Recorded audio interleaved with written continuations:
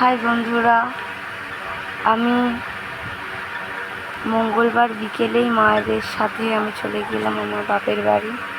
তার আগে আমতলা থেকে আমি খাসির মাংস কিনবো বলে লাইন দিয়ে, দেখো কত লাইন পড়েছে। তবু জামাই ষষ্ঠী বলে কথা, খাসির মাংস কেনার জন্য আমার মা লাইনে দাঁড়িয়ে মাংস কিনছে।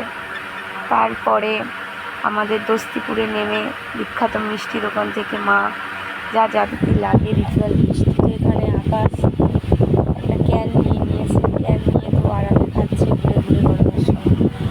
তারপরে আমরা মশাহাটে নেমে দেখছি বাবা মুদিখানা বাজার করছে। তারপরে দেখছি এখানে এত সুন্দর বাড়িতে পেন্ডেন্ট করার, চারিদিকে ঠাকুরের এত সুন্দর মূর্তি দেখে খুব মনটা ভালো হয়ে গেল। তারপর দেখছি বাবা মুদিখানা বাজার করছে, হ্যাঁ এটাই আমার বাবা।